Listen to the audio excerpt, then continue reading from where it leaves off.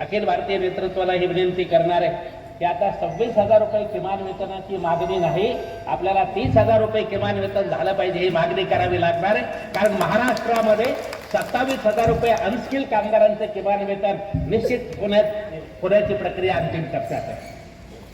त्यामुळे किमान वेतन आपण 30,000 रुपये घेऊ शकतो हा विश्वास आपल्या संबंध या संघर्षात निर्माण झालेला आहे. आणि कालच चेअरमन बरोबर चर्चा झाली. 45 उद्योगाचं किमान वेतन सरकारने सुधारणा केलेली नाही आहे आणि आपण त्यांच्याकडे आग्रह केलेला आहे CITUच्या वतीनं मनमानी पद्धतीनं तुम्हाला किमान वेतन निश्चित करता येणार नाही. तुम्हाला शास्त्रीय पद्धतीने किमान वेतन निश्चित करावं लागेल. सुप्रीम कोर्टाच्या निकालाचा आधार घ्यावा लागेल. 15 लेबर कॉन्फरन्सच्या शिफारसीचा आधार घ्यावा लागेल आणि आधुनिक युगामध्ये आजच्या काळामध्ये कामगाराचं कुटुंब व्यवस्थितपणे जगू शकेल या पद्धतीने किमान निश्चित करावं लागेल. या पद्धतीचा संघर्ष या सत्ताधाऱ्यांशी आपला सुरू आहे आणि मला असं वाटतं की त्याच्यामध्ये निश्चितपणे आपल्याला काही प्रमाणात यश मिळणार.